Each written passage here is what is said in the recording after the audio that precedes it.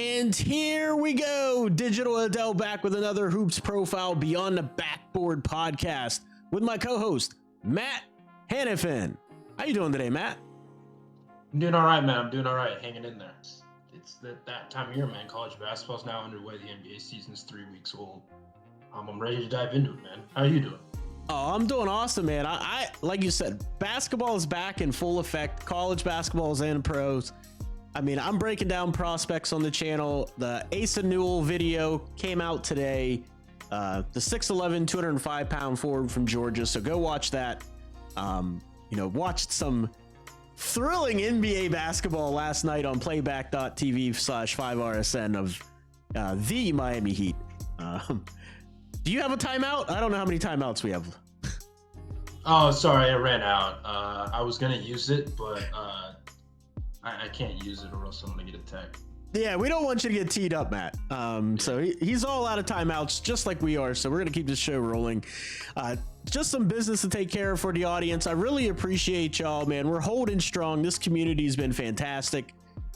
Give me your feedback if you want me to start back the live streams to recap some of the college basketball season and some of the stuff that's happening with the rookies in the NBA. Because we may be able to start doing this podcast live if we can get an audience that wants that. So leave a comment on this video down below. Let me know. Also, you can find me anywhere on social media as Digital Adel. That includes Twitter, Blue Sky now. It's new. YouTube is under Hoops Profile. And then 5 Reasons Sports. I'm a contributor over there on playback.tv/5RSN, as well as in their Discord off the floor. But I appreciate them, so I'm going to rep it a little bit here as well. What we're going to do, actually, a lot of these videos are going to be also on the new 5RSN NBA channel as well. So be on the lookout for that. Awesome partnership over there. Fantastic group of people. Again, don't forget to like and subscribe. We have some cool merch as well. Some really cool hoodies, shorts, shirts. If you ever want to help us out and support us in that manner, that stuff's pretty cool and you get something from it too. But anyway, Matt, tell them where they can find you, follow you, and get more of your work. You can find me at mph_824_ on Twitter. I have not created Blue Sky yet. Probably will sometime in the near future. But that's just what the cool kids do nowadays. VendettaSportsMedia.com, HotHoops.com, MountainWestConnection.com. Of course, watch playback.tv /5RSN, where Adele, I, and others will watch Heat games. Sometimes just because we're sickos or whatever the case is, just talk about the games and stuff, man. Like that. I'm everywhere, doing a lot of different things for a lot of different people. He's a man about town, so make sure you guys follow him, subscribe, follow, stalk him. No, I'm just kidding. Don't do that. All those different things, so you can support his work. Just because, I just had the Nevada bias pop into my head whenever you started giving all your credentials and bona fides about where to find your work. Have you, did you see Nick Clifford a couple of weeks ago go off for like 26, 27 points? Yeah. Is he going to get drafted? Because this class is deep. I would see it's hard because he was a projected second round guy last year. Right. The last cycle. And so if I say undrafted free agent, I don't know if that's necessarily a knock on him. For some players, it actually might be a knock on them that they're undrafted free agents. For him, not necessarily, just because of how deep this class is. I projected him to be one of the breakout players in the conference this year. You weren't wrong. And 2 games in, or 3 games, it's looking solid so far. I don't know how much that's going to do for his NBA prospects. We'll see once, Yeah.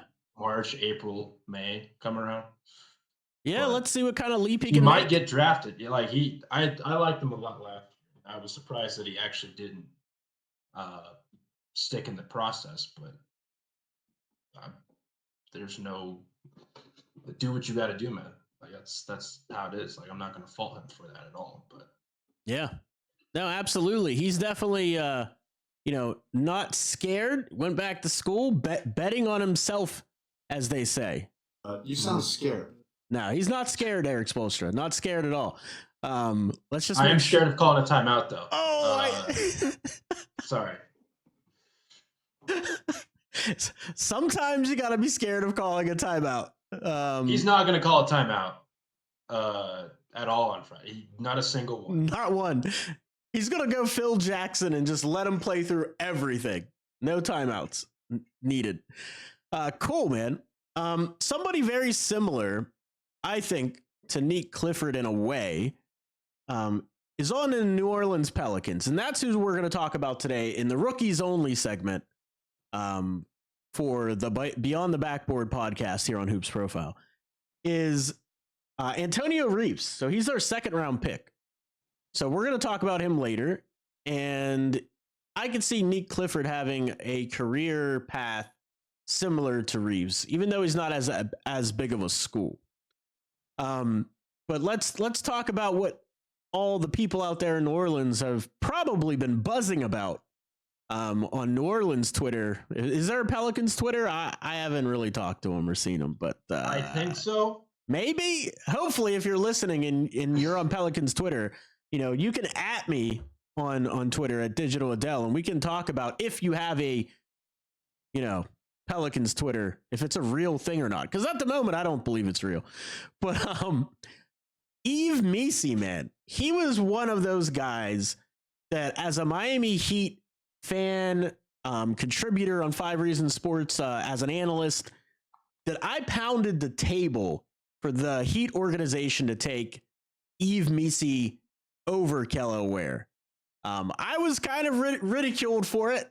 There's this guy on the 5 Reasons Sports Network named Eternal, who #Eternal was right. Thinks that they did the right thing by taking Kello Ware. And Kello Ware may have a nice career. I believe he may still have a nice career. He's super talented. Like, he's got physical traits and all that. But this Yves Missi, he was 18 years old. He had only been playing basketball for 4 or 5 years. Absolute excellent feet. Great timing as a shot blocker. Defends without fouling. Can defend a little bit in space without looking lost.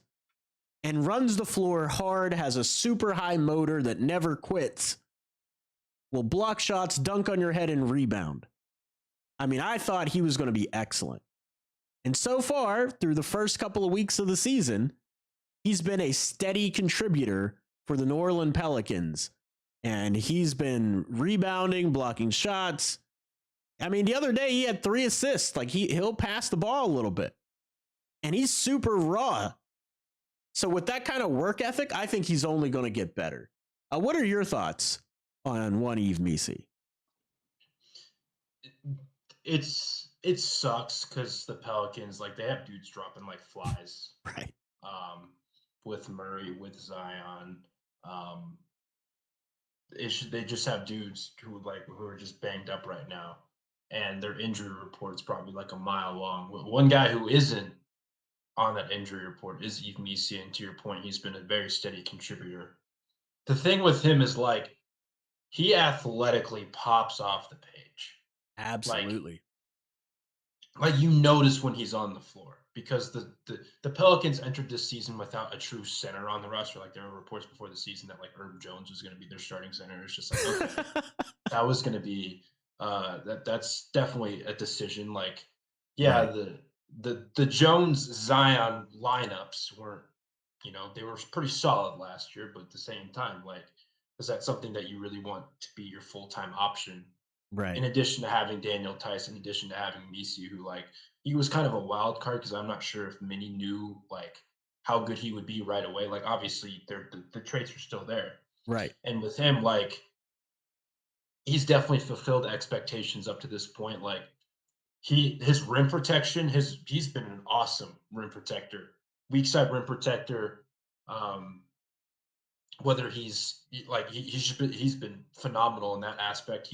The Pelicans are one of the worst rebounding teams in the league, but they are a top 10 offensive rebounding team just in terms of offensive rebounding percentage. Right. and he's been their best offensive rebounder so far. Like he keeps possessions alive with his motor. Yep. Um, he's got he very good vertical spacer. I think very good finisher. Like he's just been super awesome to watch develop so far. And like there's even like 2, 3, 4 plays a game where like it no matter what it is, you're just like whoa, like he had the shimmy on Cameron Johnson the other night where he was like like the Jimmy Yeah. shimmy. Yep. I think that's what I'm gonna call it from now on, the Jimmy shimmy. Well, Um, just real quick, a little history lesson on the Jimmy Shimmy. Michael Jordan had been doing that move his entire career, just to let people know. And then Kobe Bryant copied it and did the same thing. But anyway, you can call it the Jimmy Shimmy. I'm just Go gonna for it. call it the Jimmy shimmy because it sounds cool. It does sound Um, really cool. It does sound really cool. and so he did that on Cam Johnson. It was just like, oh, whoa, like instead of like the rim protection, the rim running, Right. um, like the vertical, like he can do this above Yeah. all things. Like he'll show flashes of it from time to time. Like I know he's still in like a pretty limited role of what they want him to do there, but I Right. think so far he's excelled in that role. And like he's what like I looked at it before we hopped on. He's like sixth in minutes.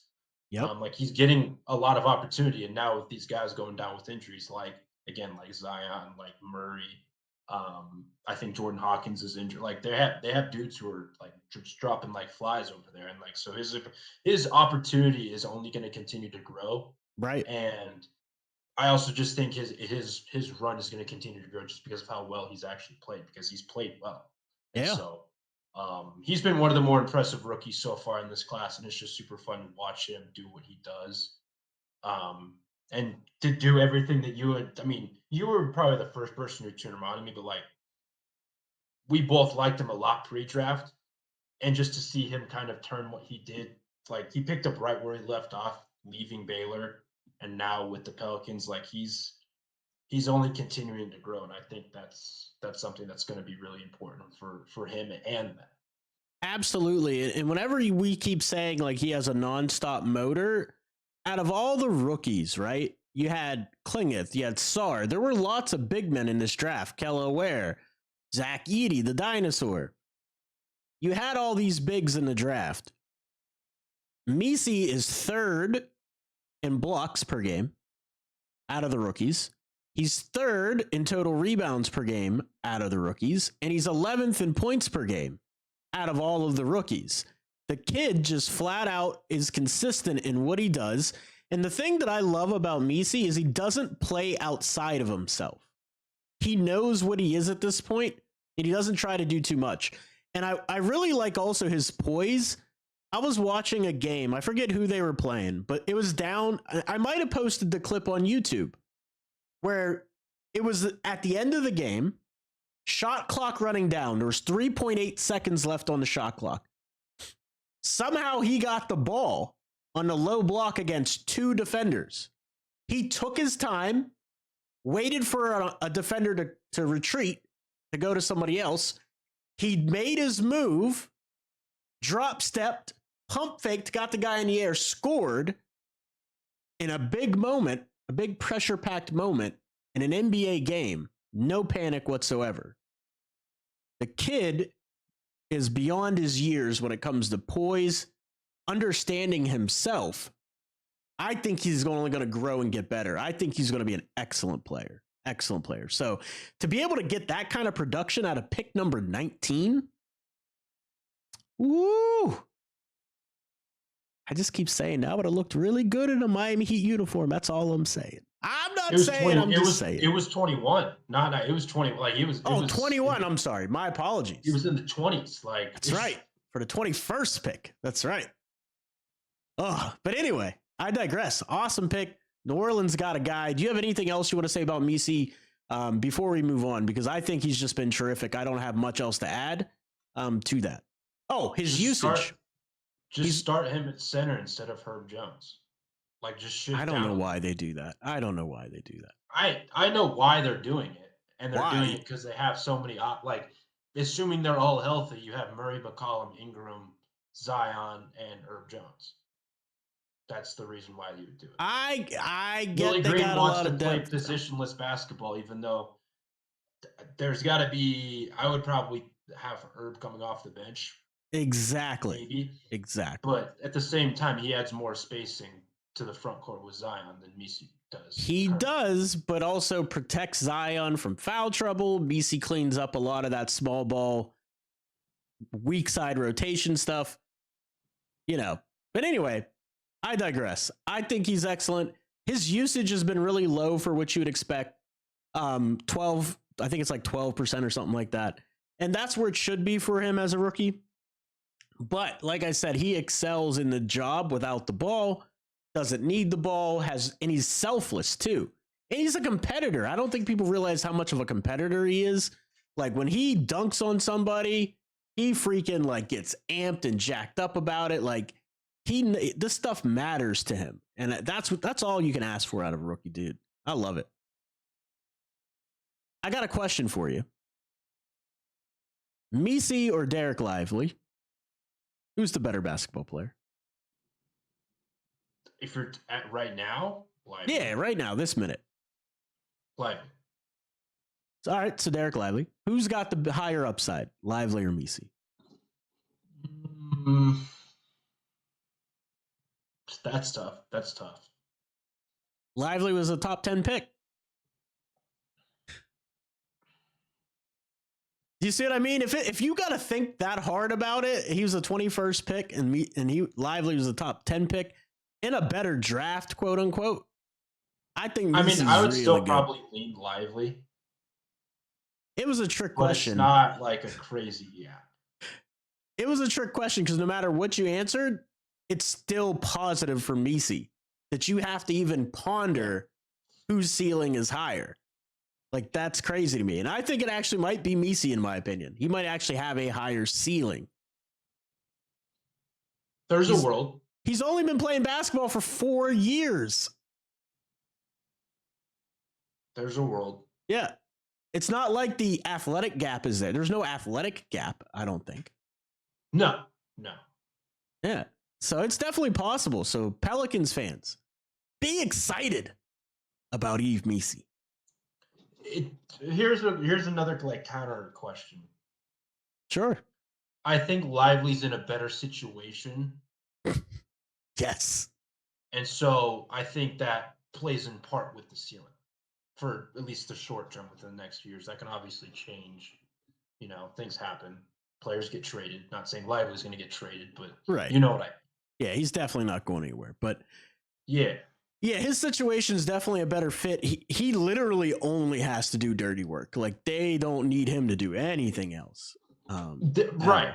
But it's more of like he has two guys and one of the best passers in the entire planet, Luka Doncic, to set him up in addition to Kyrie Irving. Like, the Pelicans don't necessarily have that, which is going to make Missi expand his overall skill set, sure, but how much that will help him, how that situation will help him, I think factors into my answer a little bit. So I don't know. No, sure. You're absolutely right, because if Missi had, like, say, a Chris Paul as a point guard, for example, would he be shooting higher than 52% from the field? Probably. Yes, Chris Paul would do wonders with both players would love each other exactly by the end of the season. Yeah, no. Absolutely. So, I definitely agree with that. That's a great nuanced take to that conversation. But in any part of that, the big takeaway, I think, for Pelicans fans is be excited about Yves Missi. You got 100%. A great pick at the 21 overall in the draft. Like, outstanding pick. 100%. 100%. Really quick to divert our attention to something else. Since we mentioned the Dallas Mavericks, did you happen to see Stephen Curry go in and just tear the heart out of his ex-teammate at the buzzer? Or not really at the buzzer, but last couple of seconds. Last like 20, 30 seconds or whatever of the game. Did you watch it? Nah, man. Yeah, I did. I loved it. I love Steph Curry, dude. I don't understand the hate he gets. I love Steph Curry. Steph is one of the most unbelievable watches. Like, on a night-to-night basis I'll ever see in my life. Yep, absolutely. Like, he's like it feels like every single year he just tops himself. Like it's unbelievable what he does. Especially now at his age, like he's getting older. He's like what 35, 36 years old, And he's only somewhere six around there. three, Yeah, and he had ankle problems coming into the league. Like right? like no, he's unbelievable, unbelievable. Like he's such an electric watch. I could watch just games and games of just Steph Curry and just watch just him. Like he's just unbelievable. I urge people, like, I mean, actually, this is going to bring me into a larger conversation. I was going to say, I urge people to attempt the shots he attempts and to be that efficient. I dare you to try it. It's not It's going to it's happen. it, It's it's not insane. going to happen. It's It's insane. it's part of the problem of youth basketball, though. A lot of kids go out there trying to emulate that, and they can't, and it drives you as a coach crazy, and you want to throw your clipboard across the room. But anyway, I digress. Um, Correct. yeah, so that was excellent. But the New Orleans Pelicans did have another draft pick. They had one Antonio Reeves. Yeah, you know what? It's very funny to me. Him and Tristan Newton remind me of each other so much in this class. Just because like they're a similar build, similar size, similar skill sets. Really, they do pretty much the same thing. But I believe that just Reeves is a cut above where Tristan Newton was at. Even though obviously they won the world championship of college basketball and all that, but he gets a little overshadowed because he had a lot more high profile teammates. Antonio Reeves. What are your thoughts on him as a player?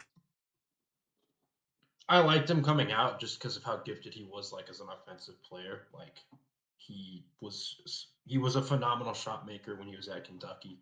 Especially his last season there, he shot 45% from deep, 52% from or 51% from the floor, 86% from the free throw line. Like he was. I'm not gonna say like obviously it gets overshadowed a little bit. Just one, he's a fifth year college player, and like usually fifth year guys aren't playing for Cal Right.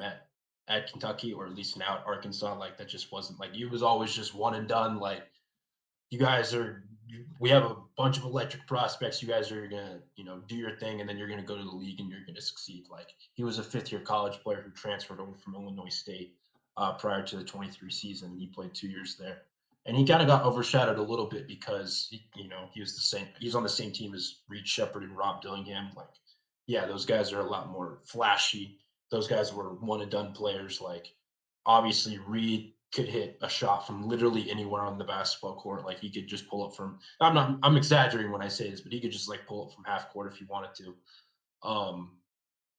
And like Rob, just how shifty he was, how like dazzling he was as a playmaker. Like obviously, you and I talked about him on the last pod and like the concerns that we have of him as an NBA player, but just in terms of like if you turn on a college basketball game and if it's Kentucky versus whomever, it's probably one of the bigger games on the slate. And Rob was always one of the players to the razzle dazzle. And Antonio Reeves was kind of like he wasn't that, but he was still like an exceptional player just from the context that he was in with his scoring ability. I wasn't very high on him as a playmaker, but he really didn't need to play make a whole lot just because of the context that he was in to some extent. I guess if that makes sense. No, it Um, does. It makes sense. and so like I was a little bit underwhelmed with him over summer and then in the preseason leading up to the season. Like to me, like I maybe you have a different viewpoint in this. I just think he's limited athletically, and that worries me to some extent. Um, he didn't shoot the ball well at all during the summer. He didn't shoot the ball well in preseason. He hasn't shot the ball well to begin the regular season, even though it's a very small sample. And so maybe that will come around. I trust his percentages will come around. He shot, 39, 40, 45% his last 3 years college from deep. He was in like the 20s, or he was like low 30s in the summer league, and then in the preseason, I believe he was in the 20s, if I can recollect that correctly. But I was just a little underwhelmed with him during summer. I don't know if that means anything. But I liked him as like an offensive, like as a scorer I thought he operated well off the ball. I thought he did it like a solid job attacking closeouts when he was at Kentucky. Like I thought he did those things well offensively, but that didn't necessarily translate to summer. And I just wonder how much of his athletic limitations fare into that. Now, you bring up a great point about his athletic limitations, because the one thing about him in college was that because he was an older player, he was able to use his savvy and his smarts to get by. He let Rob, and Reed really do a lot of the ball handling whenever it got tight, but he hit big shots when they mattered. He was always stopping runs. Like if the other team was going on a run and Kentucky needed a bucket, he was hitting a big shot, man. That was one of the great things about Antonio Reeves coming out of college. But one thing he's going to have to do in the NBA to be able to stick is he's going to have to become a better defender, like point of attack defender. He did get into passing lanes a little bit the last couple of times I watched him play for the Pelicans, because they have so many injuries. He's playing like they don't have a lot of depth left. And so he's going to have to get that point of attack defense down, and he's going to have to really focus in on his role. And so at Kentucky, because he had so much more experience than most of the people he was playing against, he knew exactly what his fit was, exactly what his role was, and he excelled in that role. And so in order for him to succeed in the NBA, he's going to have to find a role and excel in it.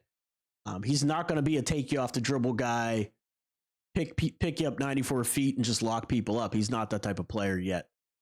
Will he ever be that player? It's very tough to say, because he's been in college for 5 years. You're pretty much what you're going to be at that point for most players. So I'm very interested to see how this goes. I think he's a nice addition. I don't think he's a great addition. Can he turn himself into one? I'm rooting for him. I always root for these kids. His passing and playmaking is not very good. His rebounding's okay for his size, because he's got some size to him. But that's why I said he reminds me of Tristan Newton, because all these concerns are the same concerns I have for Newton.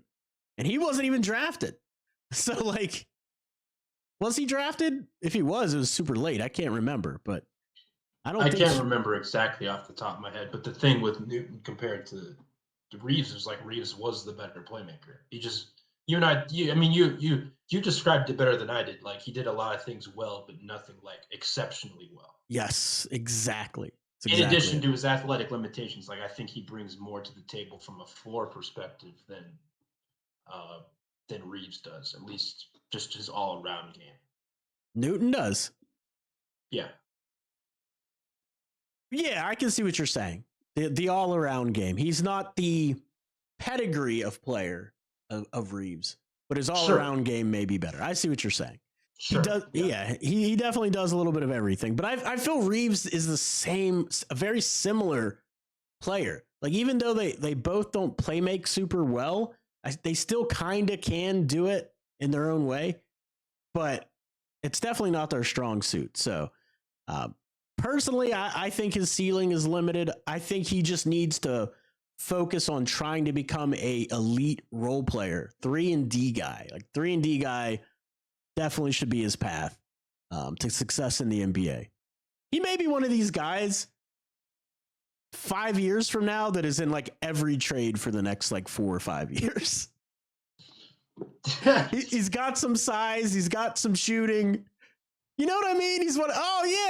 We could use that. We could turn that into something. Every year, or like, coach. Like we need like a minimum contract to get the money to match. You're like, what do you guys think about Antonio Reeves? Yeah. He played at Kentucky. He's got pedigree. Yeah.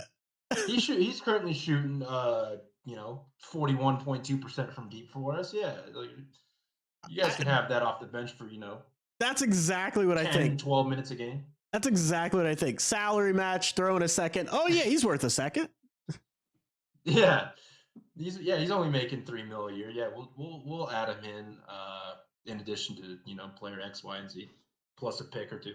Maybe it'll be like Neil Alexander Walker and prove me wrong. I hope so. Like I said, I root for these kids, but were you wrong on it? Were you low on Nikhil coming out? Yeah, I mean he was chucking shots. I mean, if you watched him play in summer league, holy crap, dude would just chuck any shot he could see. He did not care, and he didn't play any defense either. He was all right, but he didn't really play much defense either.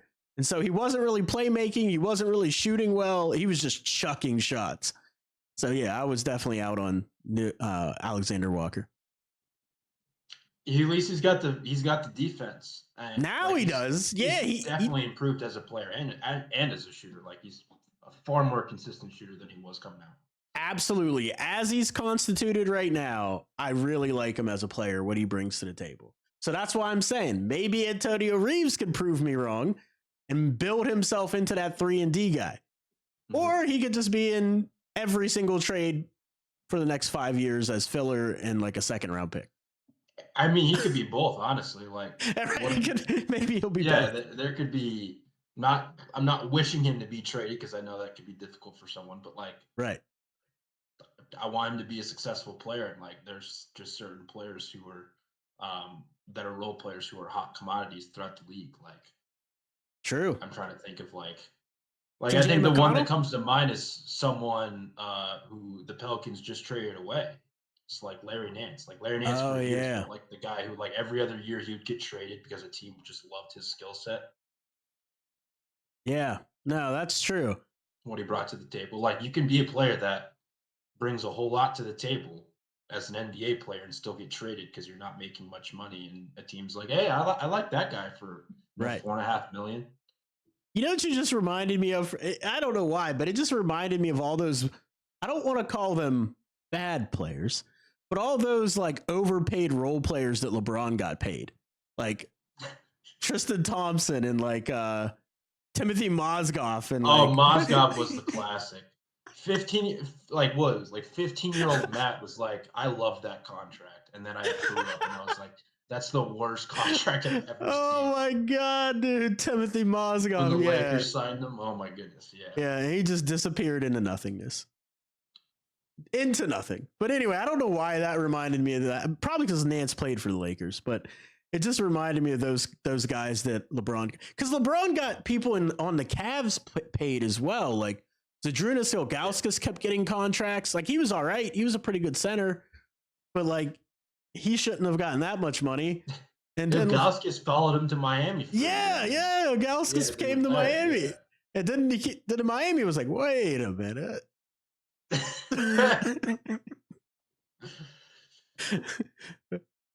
LeBron, were you this is the same guy that you described? I'm sure like that's how the conversation went. Is this this is the guy you described to me to bring with you? This is the guy. Okay. This is. Listen, we're going to start this conspiracy. That's where the relationship between Pat and LeBron went south. Is when he was like, wait a minute. Yeah, he was like, wait a minute. This is the guy. Not Evan Spoelstra getting fired. Not not that. No, it was because he demanded Zydrunas Ilgauskas come with him. Yeah, I'm only going to sign with your team in the sign-in trade if Big Z can come. Big Z. And then he signed off on it and was like, hey, I vouch for this guy. He's my guy. He's good. He's really good. Right. And then Pat was looking in practice one day and just, this guy? Yeah, Pat Riley spits out his coffee and because he watches Big Z. Right? We're bagging on Big Z. I don't like it. But I like Big Z. It's all jokes. It is all jokes. It's good fun. But still, it's undeniable that Tristan Thompson, Zydrunas Ilgauskas, Timothy Mozgov, those guys all got paid because of LeBron. Like, and I'm not hating on their money, but like, what does it do to your team when those role players get those big chunks of money? JR. All right, I got a story about JR. So when I was younger, I thought he was unbelievably talented. Like this was his Denver Nugget days, him and Carmelo. And I thought he was unbelievably talented. And on NBA 2K, I used to literally treat JR like he was Michael Jordan because he could do everything on 2K. Dude, he could hit fadeaways on everybody, dunk on everybody. I used to just destroy people with JR and Carmelo on NBA 2K. That's my J.R. Smith story. There's always that one player. It didn't make any sense. Like, it's J.R. Smith. Why is he like Michael Jordan on NBA 2K? He's got the 2K skill set as long as it's just offense. Dude, he was really good at offense. His awareness, his awareness wasn't that great. I take that back. His awareness was pretty bad. There's that whole LeBron meme of like J.R. Smith messing up at the end of a shot clock, and he's like, "What are you doing?" Well, no, it was the free throw at the end of regulation. Oh yeah. It was, I think, the 18 finals, game 1. Yeah, there you go. My brain's broken. But yeah, it's his awareness isn't great. You know it's full circle. This is our pod's going long because of my old man rambling. Full circle. J.R. Smith and Ricky Davis were both LeBron teammates. That has to be like insanity. Because they're like the same player. Like they're like the same guy. Ricky Davis and freaking J.R. Smith. All right, man. So that's it. We're going to wrap it up. Just some business for the pod. Again, don't forget to like and subscribe. This is going to go out on YouTube probably tomorrow. It'll be up anywhere podcasts are found the day of. That's every time. That's Apple Podcasts, Spotify, iHeartRadio, Samsung Podcasts. I mean, they have a podcast app, which is weird, but they do. Don't forget to like and subscribe. Follow me on social media, Digital Adel. Matt, tell the people more where they can follow you and find more of your work. At MPH_824_. You can find me at hothoops.com. You can find me VendettaSportsMedia.com. You can find me at MountainWestConnection.com. Or again, I say this almost every time. I am going to make Adel talk about a couple Mountain West prospects, including Nick Clifford, who we did talk about at the beginning, at some point during the college basketball season. In addition to probably some former Mountain West players who are now at other places who are potentially in this class. But that's neither here nor there.